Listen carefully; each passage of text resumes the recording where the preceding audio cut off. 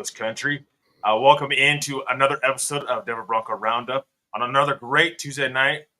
Now you might notice there's a different host here tonight. Mr. Keith Brugman is off tonight. He is on vacation with his wife. He will be back on Friday.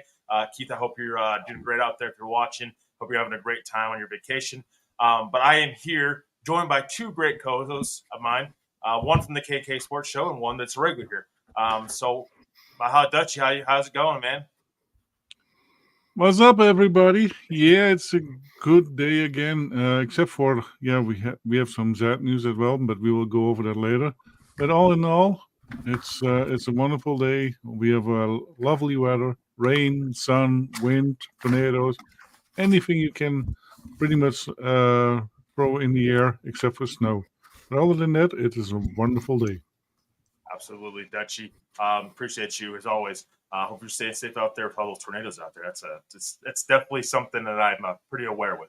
But joining us, me and Albert Maha Dutchie tonight is Mr. Kenny Kirkpatrick from the KK Sports Show. Kenny, how's it going? Good. But the secret, we got to let the secret out, guys.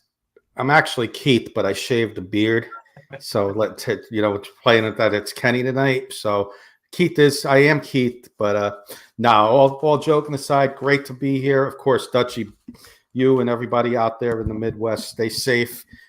Prayers are with you all that these tornadoes don't do much damage or any at all, and they disappear. So it's always a scary thing there, Mother Nature, whether it's tornadoes, hurricanes, blizzards, you name it. So stay safe, my friend, and then everybody else out there in the Midwest. And ready to hang out with you guys for roughly an hour with the Broncos talk. Nicknamed the stepfather in the off season. So here I am. Let's go.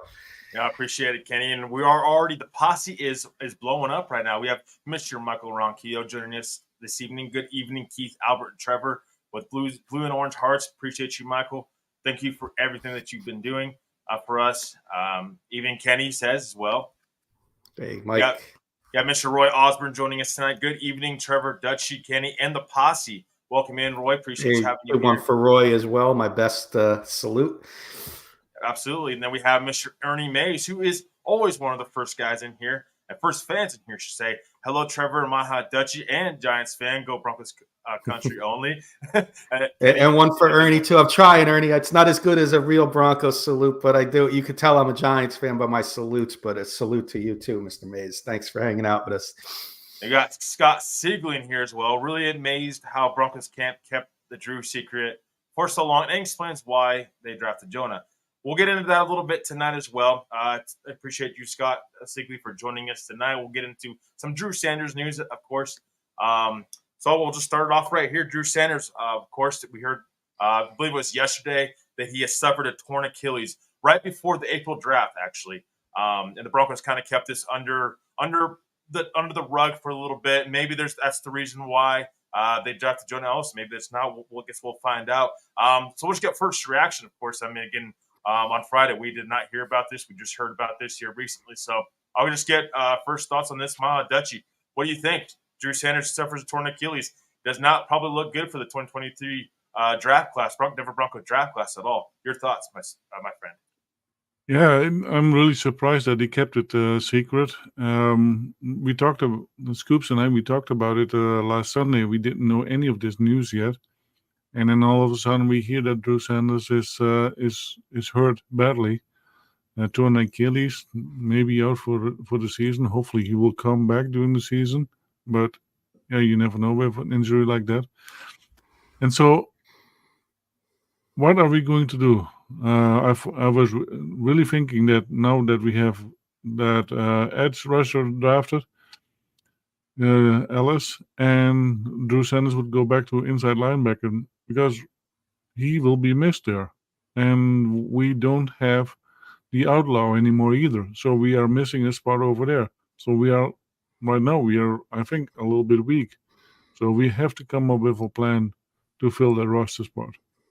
Yeah, absolutely, Dutchie. I think definitely that's in the cards. I do want to mention before I get to Kenny, the Broncos are hoping that Drew Sanders will be back to either the middle part or the late in this coming up season.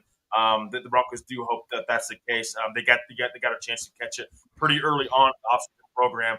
So Kenny, just kind of an outside perspective, your thoughts on the Drew Sanders injury? Again, this is a guy that has moved to edge. Here in Denver, they kind of don't know what they're doing with him. It kind of seems like they're moving him either inside linebacker to edge. Your thoughts on the Drew Sanders injury? It's a pretty big one here in Broncos camp already. Yeah, I mean, a team that really can't afford many injuries. You lost Josie Jewell, to free agency. So pretty much your only depth, the only player there at linebacker is Alex Singleton, right? So huge loss. I think this kid was going to be who the Broncos and Broncos fans were hoping would take that next step up to be a starter for the next few years in the Broncos defense. So huge loss. I do kind of get why it was hidden behind the closed doors there, because of all you needed a quarterback so bad. And you don't want any other distractions from this. So media might have overlooked it, and the coaching staff didn't push it out there that he was injured because of all the Bo Nix talk now in Denver. That's where every podcast, every radio station, every fan, every person who doesn't know anything about the Broncos, it was all about Bo Nix. So Drew Sanders just flew under the radar. And it could be a good thing that it flew under the radar, because now hopefully you got your quarterback, but Drew Sanders, huge loss, and I know you got to move on from it, and don't expect anything back from him this year. If you get anything back from him this year, it's a huge plus, but if you don't get anything, move on. We're going to talk about it in a little bit, like where we can go from here, but move on from it. Flew under the radar. Let's get back to business and worry about this upcoming season, and speedy recovery for Drew Sanders. Yeah, absolutely.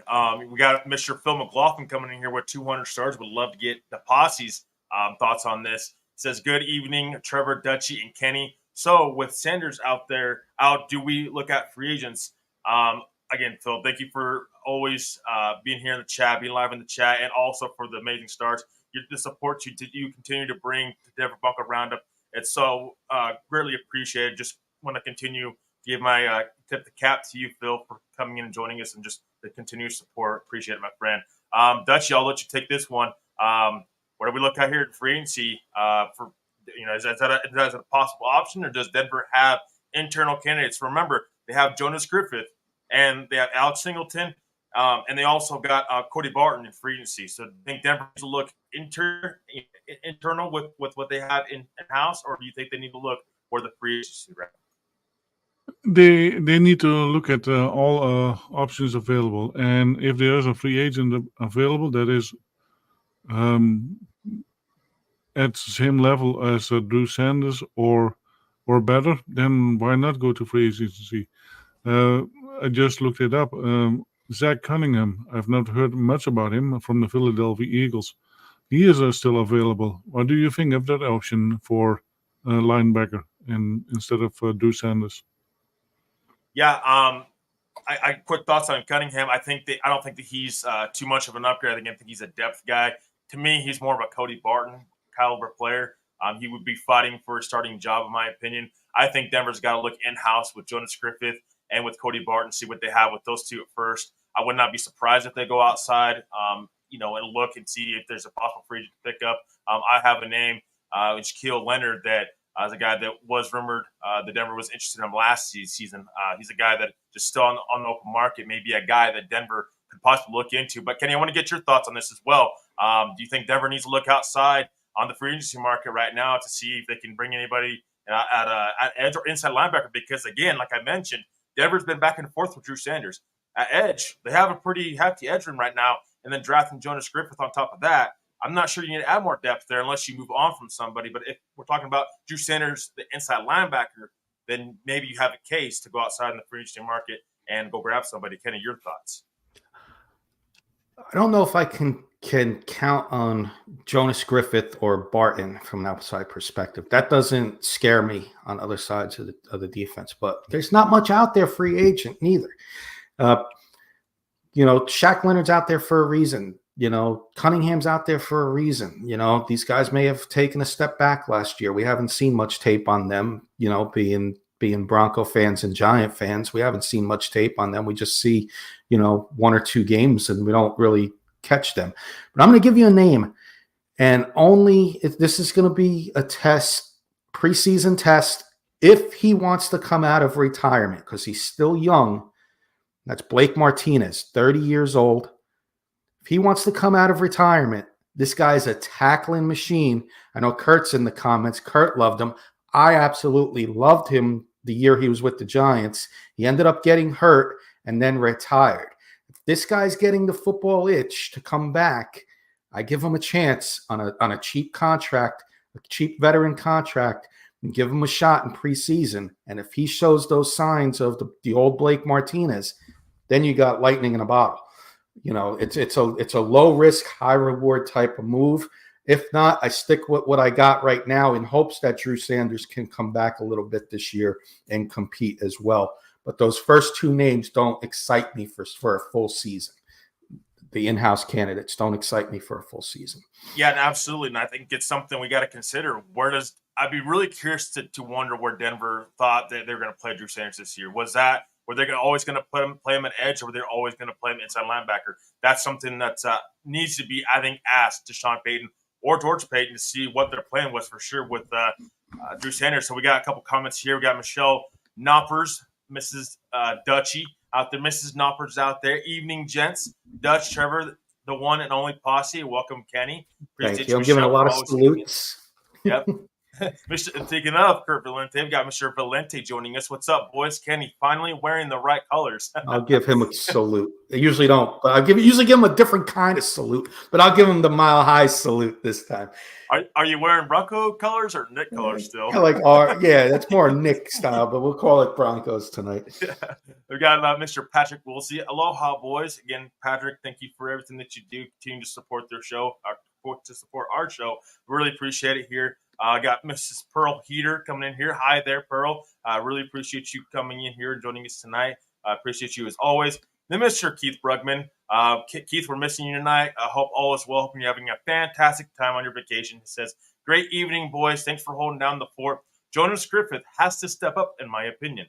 That's absolutely right, Keith. I think that's a guy that Denver took a chance on when they re-signed him. Remember, they re-signed Jonas Griffith pretty early on in the offseason. So definitely a guy that seems like, Denver's pretty confident that he can return back to form. And then Ernie May saying hello to Keith as well. Michael Ronquillo coming in here says the Denver Broncos will have joint practice with the Packers week 2 in the NFL preseason.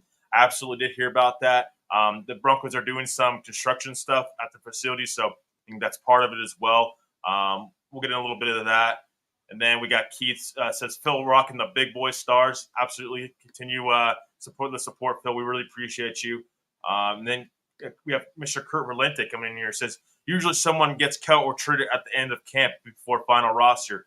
Wait till then. Agree, Trevor. In-house, then get someone before the final roster after cuts and trades.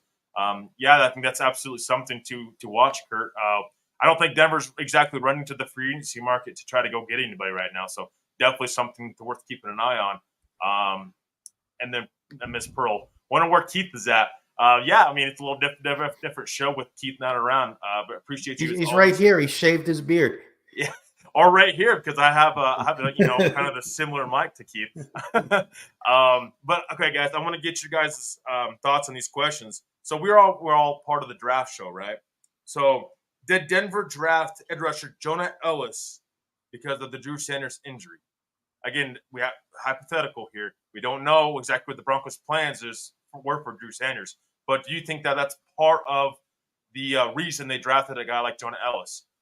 Kenny, I'll go to you first. Your thoughts on that draft pick. Again, you were there with us when that pick happened. You knew I wasn't too high on that pick as Denver needed inside linebacker. Is this kid, Jonah Ellis, is this a guy that maybe Denver's like, maybe we need an insurance policy in case Drew Sanders can't come back next season? Your thoughts, my friend? It almost sounds like that. There's players you take a little sooner than expected. Hey, my opinion, and it's only my opinion as a Bronco fan, Bo Nix was taken too early at 12, but the Broncos had to do it. They had no choice. So maybe this was another situation. They had no choice because their next pick wasn't going to be until the following round. So I think it definitely 100% had something to do with the Sanders injury as insurance. They needed somebody there, and this guy was drafted a little too soon, maybe, yeah, but it was insurance for sure, in my opinion. Dutchie, your opinion on the Jonah Ellis pick. Did the Jonah Ellis pick have any effect on this Drew Sanders getting hurt? Because again, it happened before the draft, so it's definitely, I think, worth monitoring. You were there with us with the draft as well, and you've seen the pick. What's your thoughts on the Jonah Ellis pick? Did that have anything to do with Drew Sanders getting hurt? Yeah, everything in hindsight is much easier. Now that we were all wondering why they would pick an edge over there and that pick, but now we know. It was because of Drew Sanders. So it is. Yeah, can we have more depth there? Absolutely, but it was more than just a depth piece. It was just a piece of need in this case. But one question for Kenny. You know this guy, Isaiah Simmons. He is still available as a free agent. What do you think of him? No, we re-signed him, and I'm ecstatic that we re-signed him, Dutchie. We did re-sign him a couple weeks ago. Phenomenal player. You know, I wanted him when he came out as a rookie.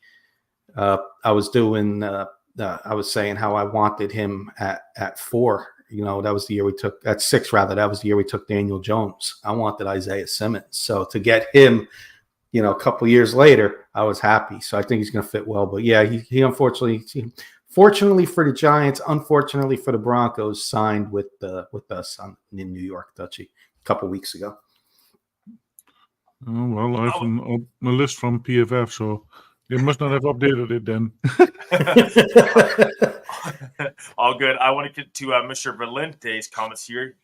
Get back to the posse here. He said, I think, Mr. Kurt Valente, again, thanks for joining us. Wonderful K&K Sports Show, along with Mr. Kenny Kirkpatrick here. Kurt says, I think we definitely see Sanders again this season. It's real early in this year, and he's real young. He will be back this year. Yeah, I think it's absolutely possible, Kurt. I just also think that they don't need to rush him back because I think there is pressure on the Denver Broncos to hit on these draft classes. Remember, 2022, 2023, you didn't have first-round picks because of the Russell Wilson trade. It kind of seems like we're still seeing some of the effects of the Russell Wilson trade here in Denver because Denver has not hit on their draft picks necessarily. Nick Bonito, maybe Marvin Mims to a certain degree, but you haven't got a ton of production from your draft class in the past 2 years. So I think there's pressure on Denver to get Drew Sanders right. I don't know that they want to rush him on the field this year. I would only bring him back only if he's 100% ready to go and he's clear by all the doctors. That's the only reason I'd bring him back. But I don't think you can rush him back and then risk him just not panning out because that's not going to look good for George Paton and or Sean Payton. Phil McLaughlin coming in here as well said, isn't there a good chance after training camp that we may find an inside linebacker or edge that is an improvement? So Albert, I'll just turn this over to you. Is there a good chance that Denver, again, playing hypothetical here, is there a good chance that Denver may find another inside linebacker or edge that is an improvement over what we have currently? Absolutely, because right now we have 32 teams with 90 players, and you have to cut it all down to 53-man roster with 16 on the practice squad. So there is a big possibility that we will find another linebacker or even in the free agency because that's where the market will be at that time, and then you still can bring them in. And one thing about the 2023 draft class, we know that Sean Payton has 3-year plans to bring it into fruition, to come to a real fruition. And a lot of those players that we drafted last year has not seen much of the field. I think they have been studying, and get them ready for this season or next season. Because I think that is how Sean Payton works. That's why we didn't see Skinner. That's why we didn't see some of the other players. That's why we didn't see Marvin Mims much. I think that's going to change this year. Yeah, absolutely, Dutchie. That's something that we were calling for when we were covering the games this season was, why are some of these rookies playing? I think that's the Sean Payton. I understand he wants to win now, but you got to start letting these guys see the field. I think I agree with you. They need to study up and watch film and everything like that. But I think the best possible recipe for success for these rookies. And I mean, these guys are going to be second-year guys now. We're speaking of the 2023 draft class. Is they need to see the field. And Drew Sanders, Riley Moss is another guy that has not seen the field. Marvin Mims was on the sidelines for most of the season, seen time on the special teams, but you didn't draft him for special teams. You drafted him to see production on the field. Kenny, I want to get your thoughts on Phil's question here. Is there a good chance? And again, hypothetical, we don't know what the free agency market's going to look like, after training camp. But is there a chance? And what do you think the chances are that Denver may find an upgrade at inside linebacker and or at edge? I think there's a good chance. I mean, even undrafted rookies, like go back to even the undrafted rookies. Jaleel McLaughlin came out of nowhere last year and made it to the roster, and look at him now. It doesn't happen every year, so we can't count on that to happen. But yeah, there is a chance. When I say good chance, I put a good chance. 50% is a good chance in my opinion. So I think there's a 50% chance you can find somebody after training camp that's an improvement for sure. Somebody beats out a veteran on a veteran team on a and they go younger, and there's somebody who gets their second win. They sign with the Broncos and they get a second win because they were cut, like Kurt said earlier. People always get cut. Money comes into play all the time. So that, if somebody's playing equally that's making less money, the guy who's making more money is going to get cut. So yeah, I think there is like a 50% chance that you could find an improvement at both of those positions. Absolutely, Kenny. I think there's always a chance. And again, there's cuts and trades all the time, like Kurt mentioned. So that's something to definitely keep an eye on. Mr. Ernie Mays coming in and he says, I think they did only the fly on the wall knows. So it's just kind of, we don't know what was happening in the draft room per se. I think that's what Mr. Ernie Mays is saying. We got Scott Sigley here says also maybe another reason that they re-signed Justin Strnad during free agency. I think Strnad's a guy that I think is more of a special teams guy. I don't know that they are necessarily going to count on him to start for them per se. I think, again, Jonas Griffith is a guy that I would keep an eye on. Cody Barton as well. And then maybe they do sign more depth. Strnad, I think, is a good depth guy. I don't think Denver wants to rely upon him to be a starter. I think he's more of a special teams guy, and Denver had such a good special teams last year. That was one of their strengths, guys. And I think that's one reason why they wanted to bring back a guy like Justin Strnad and pay him ultimately, because he could have absolutely have left. Michael Rockillo saying, Jonah Ellis motor doesn't stop. Absolutely, Michael. Just going to have to see what Ellis does. Again, he's a rookie, and he also has injury issues as well. Sorry, guys, just to continue to get in here in the posse here, get comments. Roy Osborne says the secondary is less than desirable, and that's where the Broncos will lose games. Yeah, I mean, it's absolutely possible, but I will say, Roy, the defensive line is also, I think, more upgraded this year, so I think that will help the Broncos defense going forward as well. And Keith coming in here saying Ellis is a Simmons type of player, in my opinion, can play in space and rush the quarterback. Absolutely, Keith. I just don't know if they want to count on him day one to do so. I think he's got to add some more to his game as far as getting to the quarterback tool-wise. So I want to ask you guys this question as well, because we just spoke of the 2023 draft class. Does this put more pressure on the 2023 draft class with Drew Sanders now being out? We don't know the timetable for sure. Denver's hoping that he's back mid-season at the soonest, but he might be out all season long. Kenny, I'll go to you first. Is there pressure on the 2023 draft class to perform now that one of their guys, Drew Sanders, that the Broncos drafted and invested in, is now going to miss significant time? Is there more pressure on these other guys to perform? I'm not going to say there's more pressure on the other guys to perform, but there's more pressure on Sean Payton and George Payton for these guys to perform, because they better have this 2024 class performing. Because if they don't perform, now that's two classes now that are underachieving. So I think it's more important that Payton gets and the coaching staff get these 2023 players to perform to an NFL level, not below. I don't want to, and this way the 2024 class can come in and not have the pressure on them. Dutchie, your opinion is the 2023 class, the rest of the guys in that draft class, is there more pressure on them to perform because of Drew Sanders' injury now? I don't think so, because Drew Sanders was the only one from the draft in that position. No, I don't think so, because everybody else has different draft positions. They have to do their own job. It's it's everybody. They have to do the best for the team, and we will see what will happen. I think many of those players will get more and more action to see, because I think that is part of Sean Payton's plan. Bring them in slowly, and when they're ready for it, bring them in more and more, and hopefully we will see that this year. Yeah, I agree, Dutchy. To an extent, I do think there is a little bit of pressure on Marvin Mims to perform this year, though. And I do think that Riley Moss, we need to see something from Riley Moss. Denver traded up for this guy. They give up a third-round pick for him. I mean, how big would that have been this year without having a second-round pick? I mean, this year's draft class. I think that would have been huge, but time will tell how the rest of these guys do going forward. Sorry, guys, our comments are kind of glitched on me a little bit. Keith had a question as well. Are you good, Trevor? You okay with the comments? Let me know if you need me to read some, if you're glitching. Yeah, I got right here. Keith's question here. Question for the panel and the posse. What is the best positional group on the Broncos? Which is the worst? Dutchy, I'll just roll it over to you. Which is the worst and which is the best? Strengths and weaknesses for the Broncos. Which is it, in your opinion? Right now, in my opinion, the worst is inside linebacker. I think we lost Josie Jewell, and we have not gotten a real upgrade on it. And now that Drew Sanders is out, I think that's our worst position right now.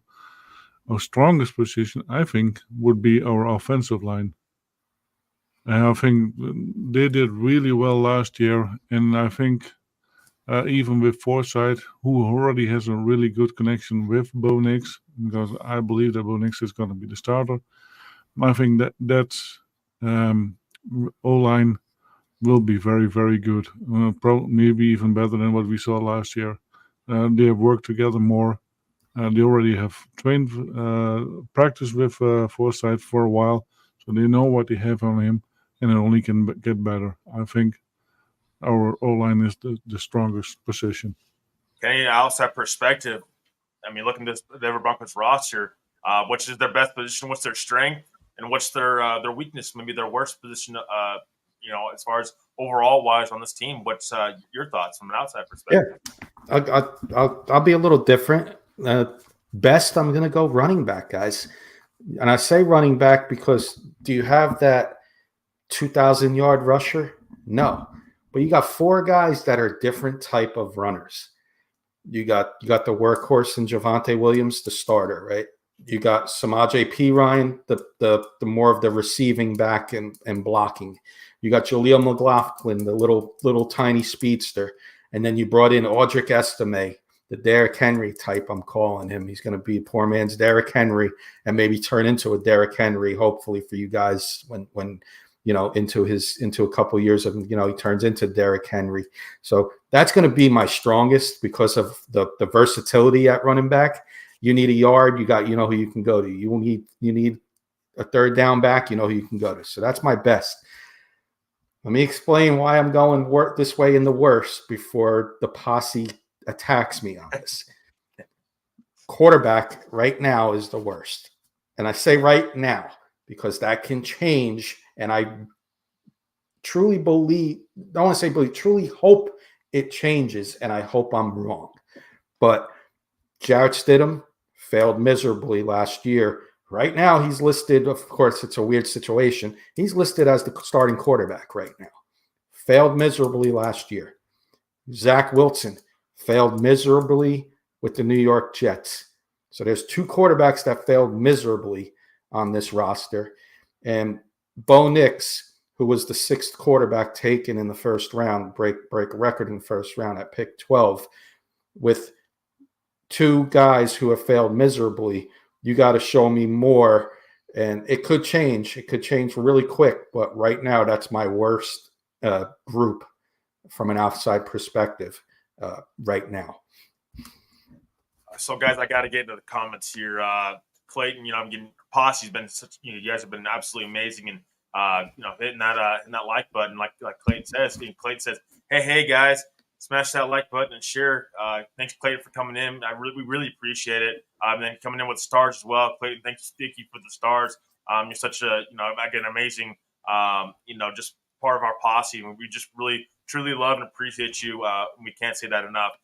He said, Bo Nix, baby, all the way. Absolutely, Clayton. I'm one of those. I'm right there with you. I'm one of those guys that has believed in Bo Nix, and I think you got to start him from day one. He's one of the older rookie quarterbacks, one of the older rookie quarterbacks coming out of the class. I think in history. So I think I'm definitely on board with that. Keith says, thanks for the love by dropping stars, Clayton. Absolutely, Keith.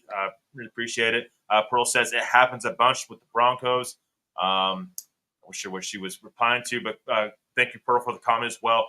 Clayton says, with our 12 bunch at running back, that will really help Bo. I'm telling you guys. And he is able to use his legs. Yeah, Clayton. I think the depth at running back is definitely something that to keep an eye on. But I would also caution that it might not always be that deep. I'm not sure that P. Ryan will stick around. Long term, I think that might be a guy that might be out as well. Possibly just depending on what happens in training camp. Clayton, we appreciate you once again. Roy Osborne, running back guy, that good in toss up for safety or inside linebacker, Keith. And then Keith says, just days away, May 21st, does Sutton show up to OTAs? Keith, again, that's absolutely a possibility. We're going to find out here pretty soon. Mandatory minicamp, guys, and again, I want to get into this before we get into the rest of the posse really quickly. Mandatory minicamp starts June 11th. I think before then we'll hear something on Cortland Sutton, but we're going to have to really find out because there's voluntary workouts right now. So I'm not sure that we'll hear something right now on Cortland Sutton, but as we get closer to that June 11th, when mandatory minicamp happens, because again, all veterans have are required to be there for mandatory minicamp. So I think we'll hear something on that with Cortland Sutton. I think he will show up. I think the Broncos will figure out something because he's kind of have to. That's kind of your deadline right there for Cortland Sutton. So I kind of think he has to. Phil McLaughlin, again, Phil, thank you so much for dropping stars. Really, truly means so much, guys. It just means so much that the posse's here. You guys are supporting us each and every way you possibly can. Just being here, we really appreciate you so much, Phil. Phil says, so guys, with the running backs we have and the new kickoff rules, will McLaughlin be used as a returner? Dutchie, I'll go to you. You think Jaleel McLaughlin, if he isn't your starting running back, do you think he is possibly used as a returner? Or do you think maybe that's still Marvin Mims?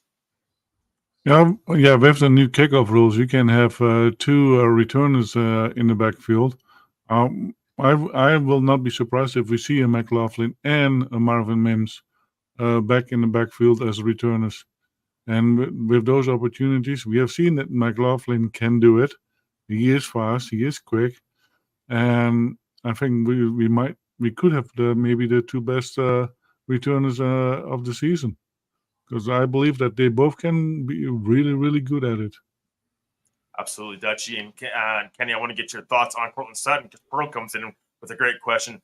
I have read that he wants to be traded. Thoughts, and I think she's talking about Cortland Sutton. So I would love to hear your thoughts on Cortland Sutton. Yeah. Just to add to Dutchie real quick in a couple seconds, McLaughlin I think will be the kickoff returner. He's got a good chance at it.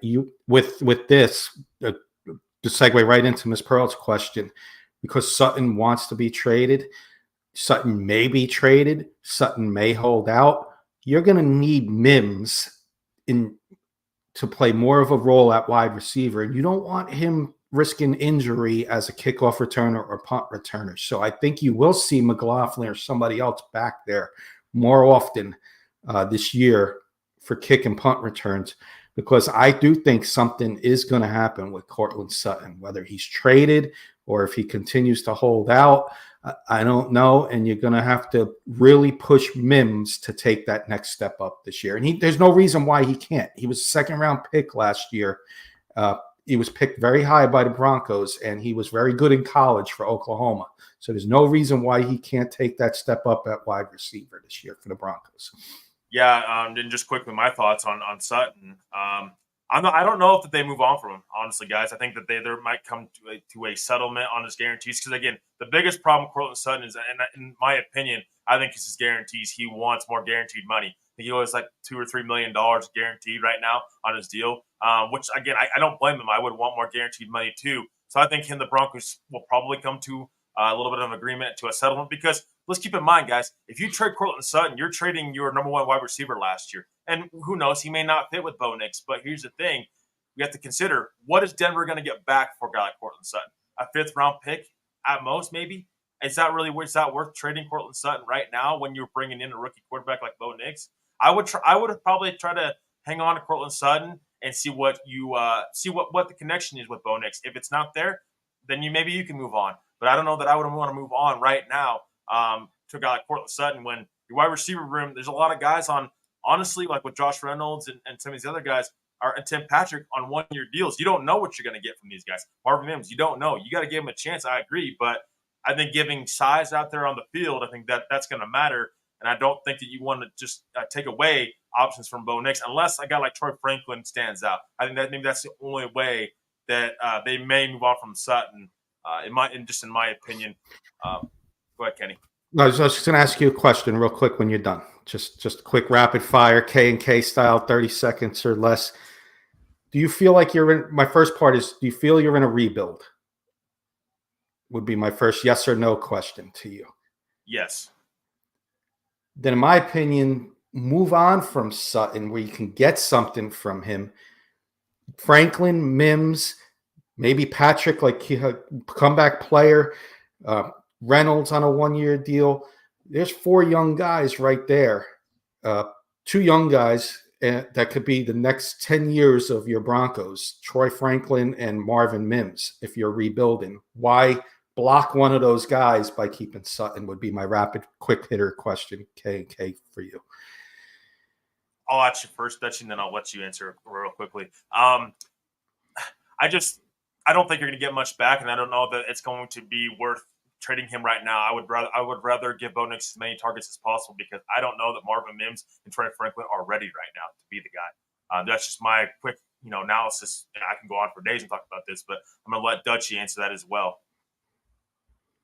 For me, let Sutton go.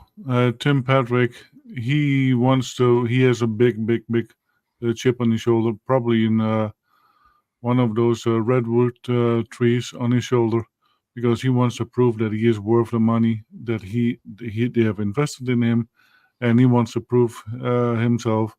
So I think Tim Patrick is coming back with a vengeance, and he will put Sutton in the shadows.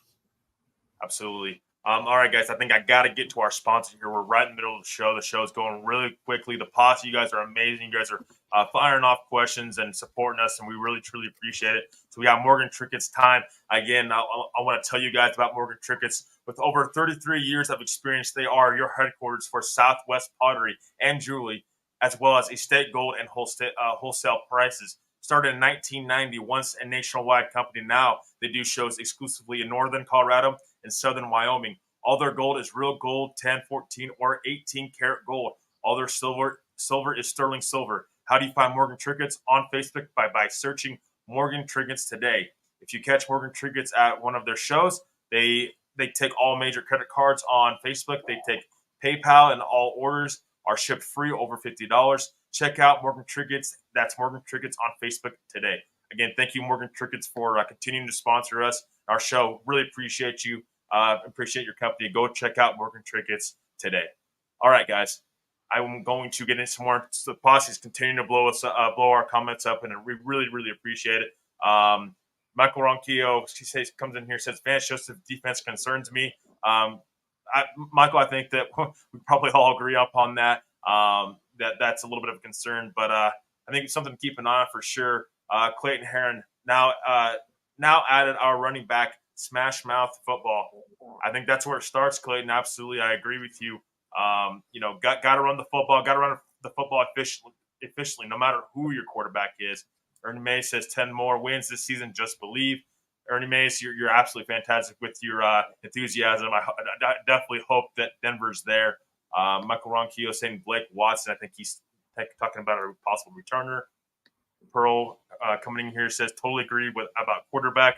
So she's agreeing with you, Kenny, on I think on the quarterback situation for the Broncos. I think she might be. I think so. Thank you, Yeah, Ms. Pearl. Always great to see you, and especially when you agree with when we agree with each other, it makes it that much more pleasing as well. No, I'm kidding, of course, but it's always great to see you, Ms. Pearl, and I'm glad you agree with me about something on the Broncos, because I know we've been back and forth on a couple others. We've got Scott Sigley in here, says O-line is the best and linebackers are the worst. Yeah, I mean, I think offensive line, I think that you have two really solid offensive linemen. I think that's Garrett Bowles, that's Quinn Miners. After that, you're kind of starting to question a little bit with McGlinchey and with Ben Powers. Didn't play the greatest last year. They were fine, but I don't think that they were. I mean, didn't play a Pro Bowl caliber level, and I don't think they played up to the contract that you gave them. So, wanted to see how those two kind of come out. And then at center, it's Alex Forsythe, the guy at center. I mean, he has that connection with Bo Nix, but I'm not sure that he's going to guarantee the job at this point. Clayton says, I think Mims will shine, baby. Let's sure hope so, Clayton. I sure hope that you're right. We need to see more production from these draft classes, guys. I think that's the biggest problem with the Denver Broncos right now is you're not seeing a lot of production from their past couple of draft classes. But we need to see these draft classes start catching up, and time will tell. We definitely need to give them more time. Keith says, if Sutton isn't here, Tim Patrick for comeback player of the year. Absolutely, Keith. I just don't think that Denver, with the contract they gave him, is going to guarantee that or going to count on that per se. Pearl saying yes, I think, to you, Kenny. Clayton's coming in here saying Franklin and Mims, let's go. And then Michael Ronquillo, running back Javonte Williams' vision hasn't been great, and running back Blake Watson's vision is top notch. Quick rapid fire, guys. Is Blake Watson? I don't know how much you guys have done on him as far as research-wise.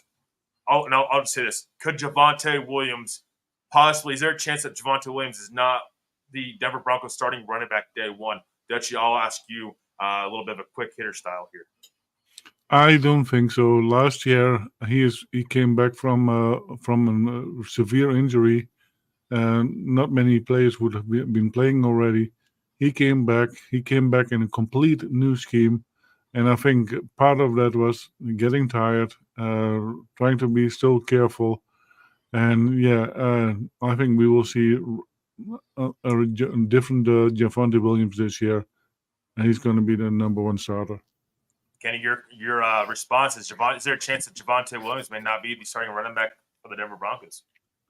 There's a chance if he's not the starting running back, he's going to get traded. There's a chance, but I don't see it happening. I really don't, because if you lose Javonte Williams, you got a very, very young running back room with minus Samaje Perine being your veteran guy. But Estime is going to learn from Williams, and I think that's going to be your future is Audric Estime. But this year, I think Javonte is more in like a leadership role there and more of the captain, spells the word captain for the offense. I think Javonte, the offense has got to be around him. So I think he'll be the leader, and I think he will be on the team come preseason and regular season.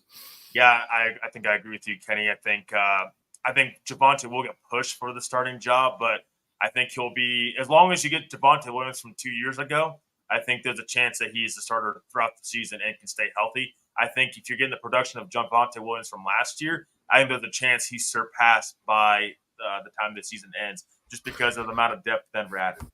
And real quick, Trevor, Saquon Barkley had that same injury. I say Saquon because I'm a Giants fan, and it took him 2 full years. That second year after the injury is when he looked like his old self again. So I'm expecting Javonte Williams to have a nice, solid year for the Broncos, especially with a deep running back room now. You don't have to give him the ball 30 times. You can give it to him 15 to 18 times. Keep him fresh.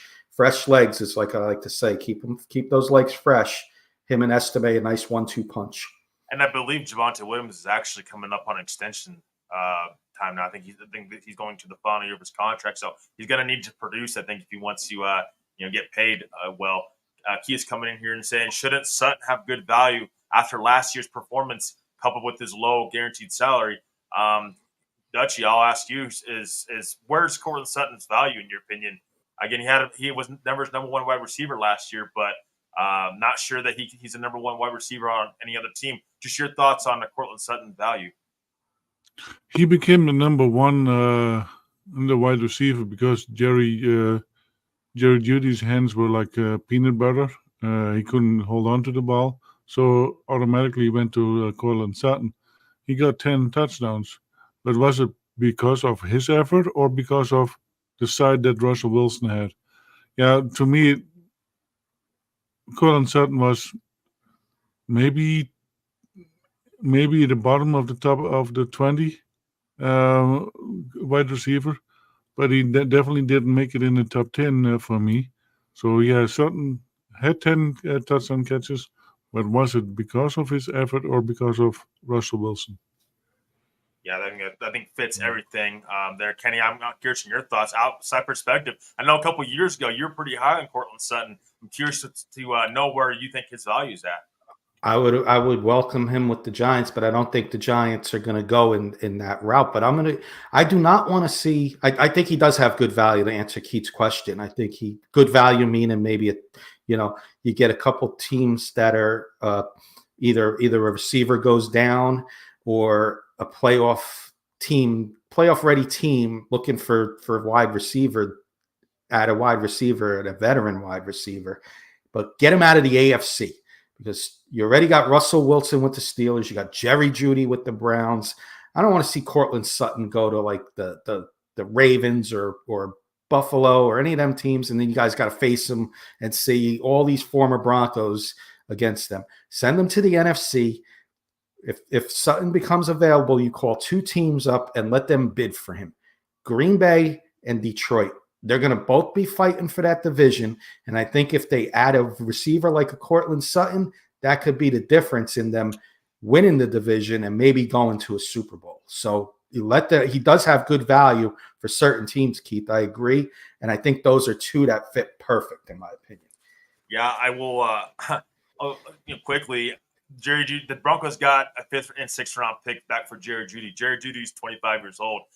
Cortland Sutton's going to be 29 in October. I just don't know that Denver's going to be able to get much value back from the perspective of, well, Cortland Sutton's going to want an extension. So if a team's going to give up any value, they're going to have to extend his contract. He's already going to be 29. He hasn't had a 1,000-yard wide season in a while. So it's just like, I'm not sure that teams are going to value him too highly. That's the reason why I push back, where I don't know if Denver should move him now or not. Because I don't think he's got a ton of value out there on the open market. And maybe another reason Denver didn't move him is they didn't think the value was there for him. Go ahead, Kenny. What were you going to say? I was just going to say, I like Scott's comment on the bottom there. And to answer him, yes, I do think so, Scott. That's a great point. The last comment on the board there. I agree with him. I think that it will there might be more of a trade deadline move on a playoff team. And could see those two teams fighting for him, Green Bay, Detroit. Yeah, I also wouldn't rule out Baltimore as well. And then Michael Ronquillo coming in here says, wide receiver Cortland Sutton wasn't happy when Russell Wilson left the Broncos, and that could be why he's not there right now. I think that's part of it. I also think that's not having a consistent quarterback in place is also probably a part of why Sutton's not happy. It's really hard for wide receivers to have connections with their quarterbacks if you're constantly changing them out. Russell Wilson's been the guy that Cortland Sutton's had the most connections with for a while now, and more consistent. So I think that's absolutely something, Michael, that I think I agree with. Jody's saying Sutton is a top 32 wide receiver, making him a number 1 wide receiver. I mean, on this team, Jody, but I'm not sure on any other team that he is. And then Jody said Williams will be traded once he's starting running back on another team goes down. That could be another trade deadline guy to watch as well with Javonte Williams if he's not playing well and Denver doesn't want to bring him back in the future. Pearl coming in here said if you can get a 3rd or 4th Sutton, grab it. His contract is cheap. Yeah, I just don't know that the production's there for a 3rd round pick. But I think definitely shop around and see what you can get. Jody says 10 touchdowns is more important than 1 kid receiving yards. Yes, Jody, but a lot of those touchdowns were deep ball threats with Russell Wilson. I don't know that Cortland Sutton is a guy that's going to be able to run routes over the middle of the field. That's the only reason why I push back on. I don't know if he will fit with what Bo Nix is going to be doing, because I think we can all agree, guys, Bo Nix is going to be the starting quarterback of this team eventually. We're going to have to see him this year. Will him and Sutton connect? Sutton didn't connect with Jarrett Stidham very well towards the end of the season. And we've seen how that went. I want to grab Phil McLaughlin's comment as well. He did send starts again. Again, thank you, Phil, for everything. Really appreciate it. Said I would like to keep Sutton, but if, and it's a big if, Patrick, Mims, Franklin, and Dulcich are healthy, we have a great set of wide receivers. Absolutely, Phil. Dutchie, I'll throw it over to you a little bit here. Do you think Courtland Sutton's a guy that Denver should possibly move at the deadline, or do you think they should keep him? As far as what Phil just said here, if Dulcich is healthy or not, do you think Sutton should be a guy that they keep around, knowing that Dulcich's injury history and Franklin and Mims we don't know of right now, Tim Patrick's injury history as well? Does that kind of change your mindset a little bit on Courtland Sutton, or are you still out on Sutton? With the attitude that he has right now, he's not even willing to play. It doesn't matter if you get $100,000 or $1 million. You still have to work for your money, and right now he's not even working for it. So why do you want that attitude on a team? And that is one of the reasons I would let Sutton go. Here's the other thing: you have been dabbling with that to get Michael Thomas. Michael Thomas could come in, and you had the idea of putting Michael Thomas to a tight end, and that would be wonderful, because if Dulcich, and this is again a big if Dulcich is healthy, he would be the receiving tight end that the Broncos have been looking for a long time, because he is the danger over the middle as a tight end. So I think Patrick wants to come back if he stays healthy, and of course it's all ifs. He's going to play with a big chip on the shoulder. He wants to prove himself. Mims, Franklin, those two, if they get out of the start blocks right there and then under Bo Nix, I think we are pretty decent with. And don't forget, we still have a vet on the receiver, Little John Humphrey. Yeah. So we have a veteran already available, so he can coach them up as well. And to be honest, I like at this moment Little John Humphrey better than Sutton, and that is my opinion. That's a great point. It leads me into our other agenda topic for this show. Just kind of throwing a couple of free agency names out there. Kenny, I know you had a pretty lengthy list out there. Maybe a couple guys that you like, maybe a couple guys that Denver should definitely consider. Interested to hear your free agency names, whether it be, an inside linebacker, is it edge now with Drew Sanders being out, is that a wide receiver, is it tight end? I'm curious to hear your thoughts as well. I have a couple names, and I know Dutchie has a couple names as well. Curious to hear your thoughts, outside perspective, again, some of your names that you think could fit this Denver Broncos roster that are current free agents right now. I'll do mine quick because I see the time. So I got 3 offense and 3 defense. I'll go defense first. I'll do my 3 defensive guys. First one I mentioned earlier, Blake Martinez. I know he's retired.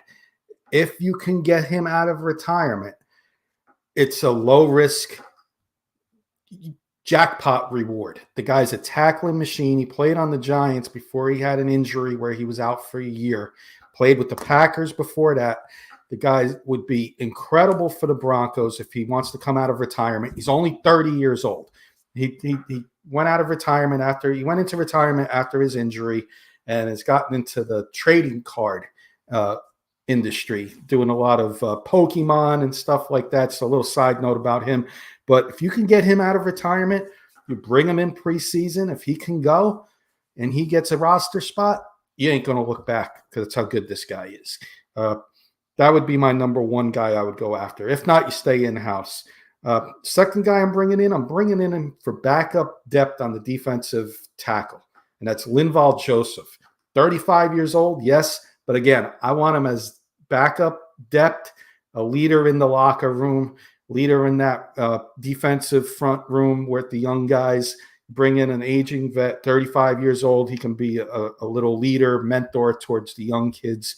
I think he'd be a good run stopper as well in the middle, play about 15 snaps a game, 20 snaps a game. I think that could be a good move. The last one, and I think this is the way I want to go with free agency. And it's funny because they all played on the Giants. That's where it'll be a little different than everybody else. But I've seen these guys play, so I know, in my opinion, I think what they can do with the Broncos. And that's Adoree Jackson, 28 years old, never has many interceptions, but that's because he breaks down a lot of passes and he's got great coverage, great slot corner, nickel corner. Last year you had Fabian Moreau, and I told you guys about Fabian Moreau. This guy is steps above Fabian Moreau, veteran in that secondary that I think you guys could use. 28 years old, and he can also punt return and maybe kick return, but more of a punt returner too. So those would be my three defensive guys. One of those three I would look to bring in for sure. Dutch, I'll roll over to you. Do you have a couple names in mind? I know you're over there. I see you researching over there. If not, I got a couple names. Yeah, for me, it would be, yeah. If Sutton is not the way to go, then why not try what I just said a moment ago? Michael Thomas. Michael Thomas. Why not get him? If you can get him for cheap, you probably can get him cheaper than for a contract for Cortland Sutton. So why not try him? Michael Thomas is 30 as well. So age in this case doesn't really is not be the big issue. I think Michael Thomas is more efficient in the system of Sean Payton because he knows the system. So let's try Michael Thomas. Yeah, so I'm right there with you, Dutch. Yeah, I like Michael Thomas. I like Michael Thomas for many different reasons. And again, I have two names because this free agency market right now is, I don't think there's a huge upgrade right now. Again, that's why I think maybe you wait till after training camp to get a couple guys in the right fit. I'm going to go Michael Thomas, but I'm going to go Michael Thomas as a tight end. Try something new. This is a guy that, listen, has connections with Sean Payton. Sean Payton, can clearly, he knows how to handle him in the locker room and try to get the best out of him. Why not try Michael Thomas at tight end? Dulcich, we don't know. Dulcich is a mystery. We don't know if he can stay healthy. You can't depend on him. Lucas Kroll, we don't know what he's made of. I mean, he didn't catch that touchdown pass last year in Houston. They had a chance to make a heck of a play, and we just don't know. He's unknown right now. Michael Thomas is unknown in the NFL, and he's going to be cheap, like Dutchie said. Why not bring him in? Adam Troutman, Denver gave him a contract, but honestly, it's not something that you should write home about, and it's going to block Denver from going out there and making another move. Bring Michael Thomas as a tight end. I think that would give Bo Nix as many options to throw to as possible, and I think that if you can give him more weapons, that I think the better off Bo Nix will be. Michael Thomas was pretty special with that with the Saints over the middle of the field. He was pretty good with that. So I think that's another guy that I would like to see Denver get. Shaquille Leonard's another guy that I think inside linebacker, played with the Eagles last year a little bit. A couple years ago, he was a guy that was really solid for the Colts. Obviously, injuries and kind of aging a little bit, kind of fucker out a little bit, and then not. So now he was on the free agency market for a while, and the Eagles ended up picking him up. Denver was rumored, to be interested in him at some one point in time. Not sure how, what the interest was with him, but he's a guy that I think would definitely make sense for Denver. I think he's an upgrade to what they possibly have in Cody Barton. I would certainly give it a chance. Again, any of these guys on the free agency market right now, you're probably not. I mean, you're not going to pencil them in as starters. They're going to have to compete more than likely. I think these are two names, Michael Thomas and Shaquille Leonard, that I would definitely keep an eye on, and I think would address needs. I tied in with Michael Thomas, Shaquille Leonard, an inside linebacker. If Jonas Griffith and Cody Barton can't be those guys, so definitely two guys I think going forward to keep an eye on. But real quick, guys, we're coming up on our hour mark here pretty soon. I want to get back to the POSSE really quick because you guys are absolutely awesome, so involved and so active. D-Rock comes in and says, "Hello, fellas. Hello, D-Rock. Really appreciate you joining us tonight." Joey Moncrief coming in here and saying Sutton is Michael Thomas 2.0. Possibly, but I think again, more deep threats, the more bigger bodies you have out there, the more weapons that have played and have played at a high level, I think would give Bo Nix the better chance to be successful. Michael Ronquillo coming in here saying Cortland Sutton hasn't given quarterback Bo Nix a chance. I agree, Michael. I agree, but I think it comes down to money. with Cortland Sutton. Jody Moncrief said, I had one ex-GM say, who cares if Sutton is at OTA? It only matters if he held out for mandatory minicamp. Yeah, Jody, I again, thank you for listening in. I hope all is well, my friend. I think that's what we're at right now. June 11th, I think by that date, we'll know something on Cortland Sutton. Here pretty soon. It's catching up with us here pretty soon and coming pretty quickly. Keith coming in here saying, don't forget about Kroll. Absolutely, Keith. I just don't know if they're going to, again, want to rely upon him. He's still a little bit of an unknown. D-Rock coming here says, I said it before and I'll say it again. Sutton is men at best. D-Rock, I am in agreement with you on that one. I think that I don't know that he's a number one on a really good wide receiver room. I don't know that Cortland Sutton is a number one. Moncrief says, dude is happy selling Pokemon cards. Michael Ronquillo says, what happens to linebacker Clay Matthews? I believe Clay Matthews retired, but yeah. Yeah. So Clay Matthews, though, back in the day, he was a heck of a player. I would love to see Clay Matthews in his prime in Denver Broncos uniform. Such an outstanding player. Ernie Mays coming here and saying Cortland Sutton is turning into crybaby. Again, it's the whole money situation. Cole Mason center and Yannick Ngakoue are my two top free agents. Keith. The only thing at center, guys, is I just don't know that Denver's going to bring in more centers. They brought in Mustapher this year. I'm not sure. Then you have Forsyth and Wattenberg. I'm not sure you're going to bring in any more competition right now. It's possible if they don't see the guys that you have in-house right now perform, but I'm not sure they want to bring in more depth. We shall see. Yet to be determined. Michael Ronquillo coming in and says, I wanted a wide receiver, Justin Jefferson over wide receiver Jerry Jeudy. Again, it's the whole hindsight thing. We just don't know. I think Jerry Jeudy his talent got kind of wasted a little bit with Denver not having a quarterback in place. Jody Moncrief coming in here and saying, one on D1 Simmons, 2 Howard, and 3 Thomas. I don't know that Justin Simmons is coming back. Just they got Jones, they have PJ Locke, and they have Caden Stearns, and throw Riley Moss in there as well. Riley Moss needs to see some playing time. I'm not sure that, and they might move Riley Moss over to safety if he doesn't work out at corner. So definitely something to keep in mind. Pearl Herder coming in here says, fun show. Thank you with hearts.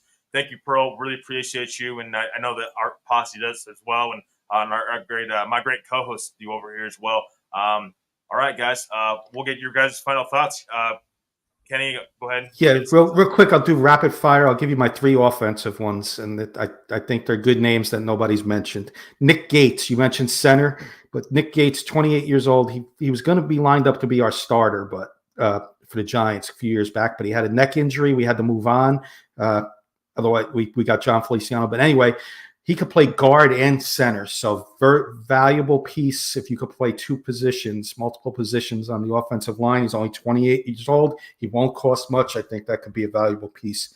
Second one is Sterling Shepard. If the Broncos were to trade Cortland Sutton, why not bring in this veteran for like $2 million and see if he can make the team and offer you something in the wide receiver room. And last but not least, I know he's 37 years old. You need a tight end. Jimmy Graham, 30. If he wants to play, strictly red zone target. When you're inside the 20, that's when he plays. Those would be my 3 offensive ones, Trevor.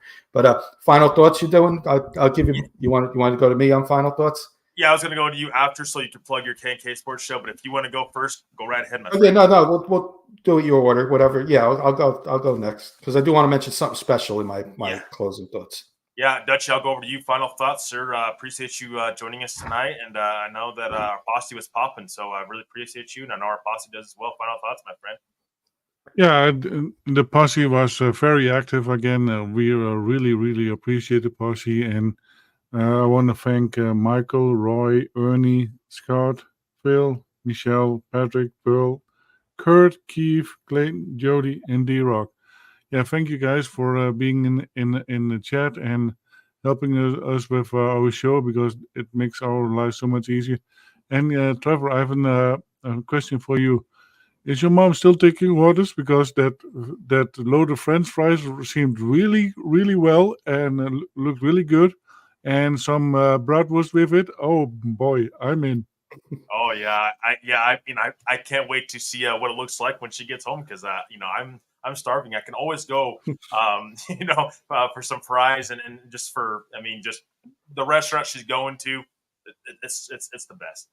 So I appreciate you, Dutchie. Kenny, want to get your final thoughts, sir? I really appreciate you Yeah. joining me and Dutchie tonight. And My, you guys have great things going over there at K&K Sports Show. So I, please plug I your shows. appreciate you guys having me on, and hope I did half a job Keith Brugman do. Keith, you were definitely missed tonight. Real quick, French fries, New Jersey, we got a thing called disco fries, and it's a poor man's poutine, if you know what poutine is. It's brown gravy on the fries, and if you like that cheese whiz, you mix the cheese whiz in there with the gravy, and it's called disco fries. It's a New Jersey diner thing. Try it, you won't be disappointed. I'm going to introduce the posse out there out in different states to disco fries tonight. But no, guys, thank you so much for having me. It's been the hour went by so fast. The posse, always amazing. I'm part of the posse. You guys are amazing, and like Dutchie said, you make the life easier. Any shows we do, we love the interaction.